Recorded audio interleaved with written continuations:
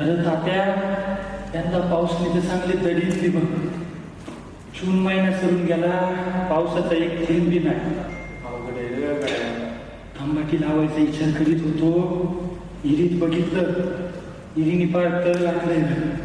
अरे तुझं एकट्याच आहे का? सगळ्या दुनियाच झालं. ती शेतातली माती बघ ना, कशी सुकल्यागत झाली. कशी करायची शेतकऱ्यांनी शेती? रामभाव उठ असू दे असू दे. तुझ्या एकट्याच नाही, ती तुझं इथे माझं उठ अरे कसं होईल रे आपलं, काय गुंजना झालंय. उठ तंबाखू खा.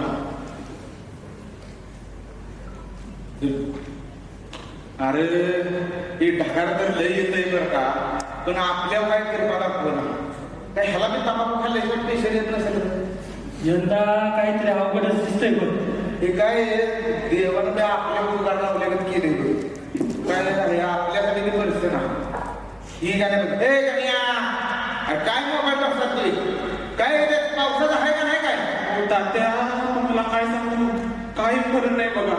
हो मेलो या आगात खराब बाबा आले करू नको. काय झाले ते सांग. हो मी जातो, मुंबईला जातो, काही नाहीये खरं.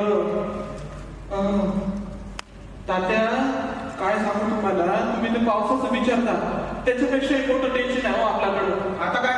हो तिथं कुठंतरी म्हणते जगात युद्ध चालू आहे.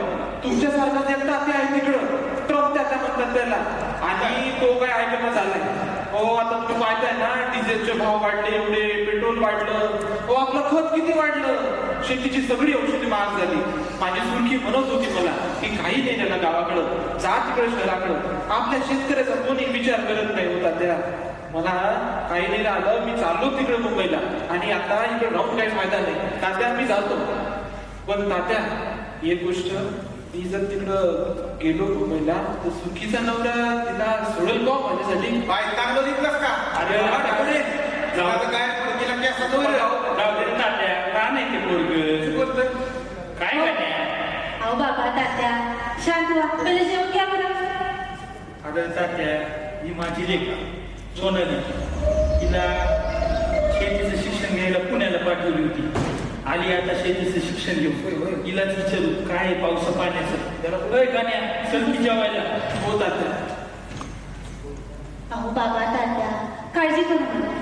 हे संकट आहे ना ते आपल्या गावातच नाही तर जागतिक पातळीवरती चालू आहे. हे लोक आणि हवामान बदल आहे ना त्याच्यामुळे चालू आहे बघा सगळं. पण होईल सगळं, नका काळजी अगं करू. पोरी, आमच्या घरात असलं काय बी नव्हतं. सकाळी टीव्हीवर बातम्या बघत बसलो, ती बाया म्हणत होती अल्लिनो फिल्लिनो काय समजलं नाही म्हणून तिला इशे सोडली. पण जर असंच चालत राहिलं तर कशी शेती करायची तात्या? बरोबर आहे, अवघड आहे सगळं. हो तात्या हे बघा, माझ्या मोबाईल मध्ये हे बघा ब्रेकिंग न्यूज आली आहे, हे दाखवतो तुम्हाला बघा.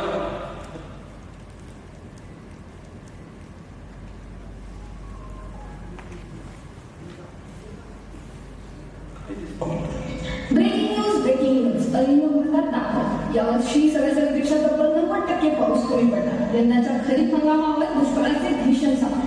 दुसरीकडे जागतिक युद्धाचा भडका उडाल्याने डिझेल, खते आणि गॅस दर गगनाला भिडले. पुन्हा एकदा लॉकडाऊन सदृश्य परिस्थिती निर्माण होण्याची शक्यता.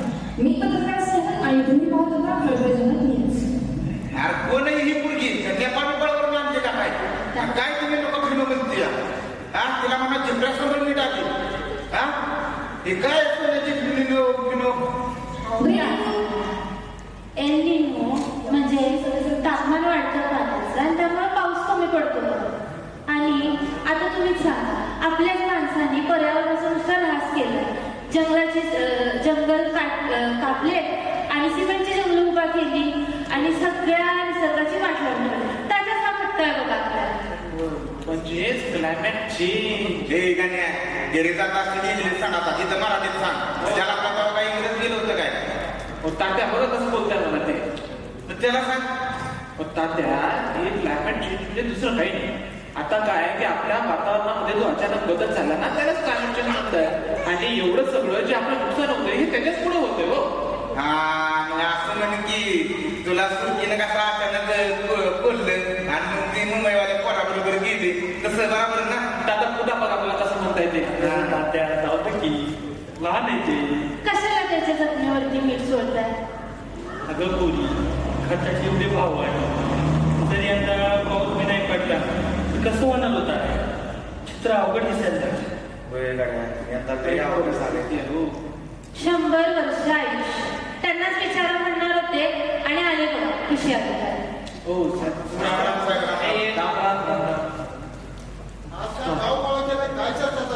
काही नाही साहेब चालली गण्या सागर काय बोलत होतो आपण. साहेब नमस्कार.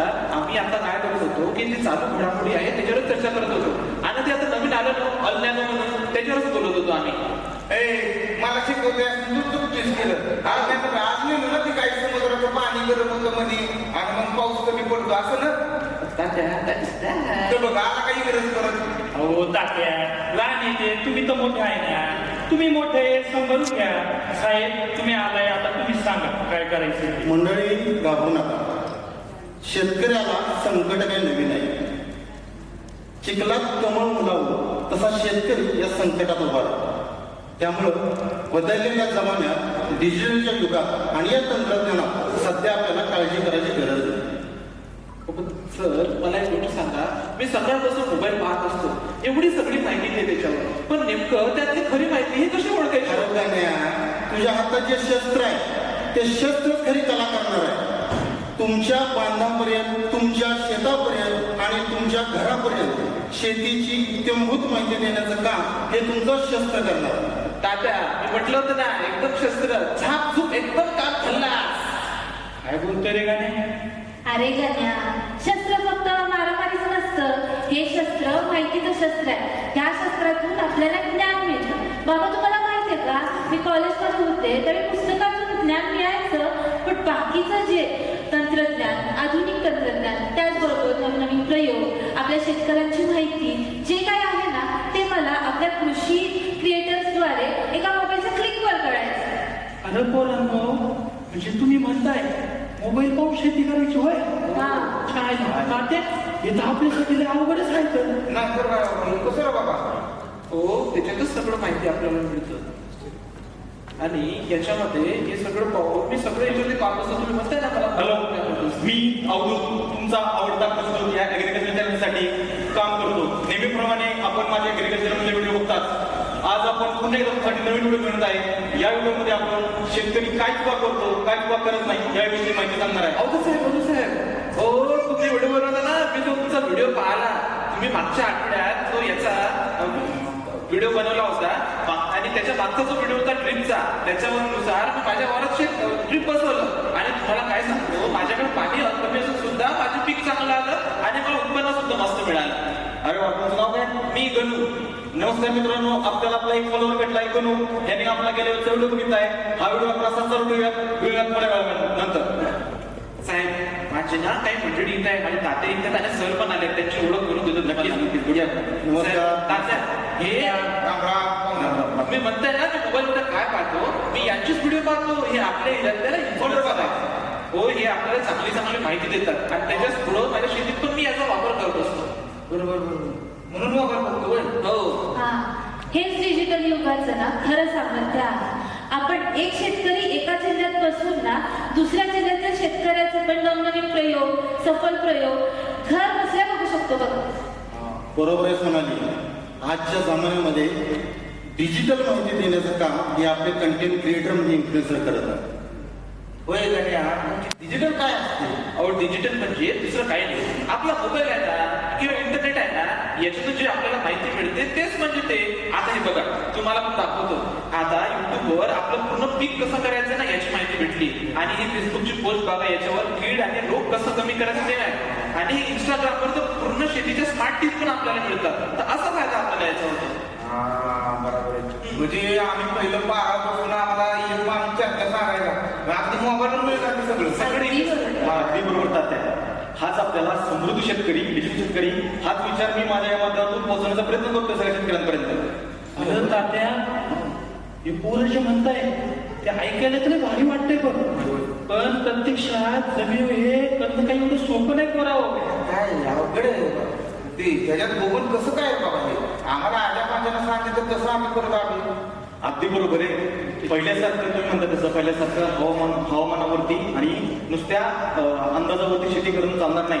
तुम्हाला आता योग्य माहिती आणि डाटा ह्याच्यावर शेतकरी आपल्याला करावी लागेल आणि याची सुरुवात आपण आजपासून करू. थेट त्या शेतामधून आपण आज लाईव्ह करू. 2 मिनिट थांबा. नमस्कार मंडळी, मी अवधूत तुमच्यासाठी पुन्हा एकदा कृषी दूत या चॅनलवरती एक नवीन व्हिडिओ मिळत आहे.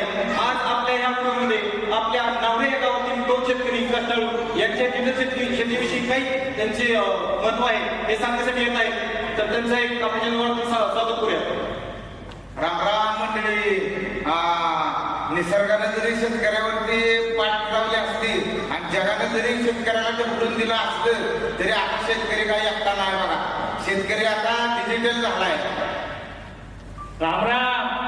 किती बी येऊ द्या आली नो खुल्ली नो, किती बी येऊ द्या जागतिक संकट, शेतकरी आता नमणार नाही, खचणार नाही आणि हमणार तर बिलकुलच नाही. कारण आमच्या जोडीला आहे नवीन तंत्रज्ञानासोबत या सर्व शेतकरी पुत्रांची साथ. आता शेतकरी अजिबात खचणार नाही. नमस्कार मित्रांनो, कसा वाटला आपला व्हिडिओ? आपल्या चॅनलला लाईक, शेअर, सबस्क्राईब करायला विसरू नका आणि आपल्या ह्या तात्यासाहेब पाटील आणि रामभाऊ पाटील यांच्या जोडीची पण कमेंटमध्ये नक्की तुमची संकल्पना सांगा. धन्यवाद.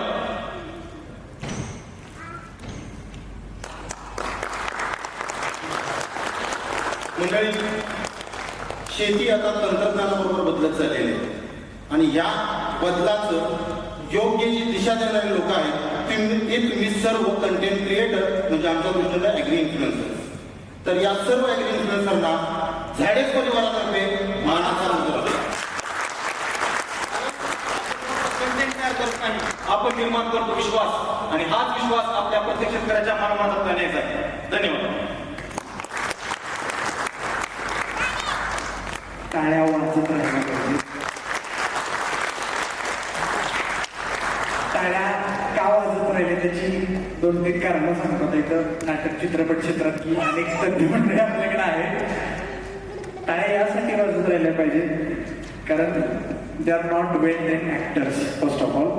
आणि दुसरी गोष्ट म्हणजे हे सगळं नियोजन करून रात्री 2 वाजता 1 तास रिहर्सलवरती त्यांनी परफॉर्म केलंय. 10 मिनिटाचं स्किट करायचं असेल तर त्यासाठी कशा रिहर्सल्स करावं लागतात आणि काय लेवलचं प्रोफेशनलिझम असावं लागतं. पण एक ॲग्रिकल्चर इन्फ्लुएन्सर्ससाठी आम्हाला सरप्राईज ऍक्ट करायचं आहे. तेच किती दिवस कॅमेरा घेऊन बोलणार, आम्हालाही त्यांना काहीतरी प्रेझेंट करायचं आहे, त्यांना गिफ्ट करायचं आहे. सो त्यासाठी झायडेक्सच्या टीमने एका 2 दिवसामध्ये लिहिलं आणि काल 1 तासात हे बसवलेलं. त्यामुळे त्यांच्यासाठी एकदा खरंच जोरदार टाळ्या.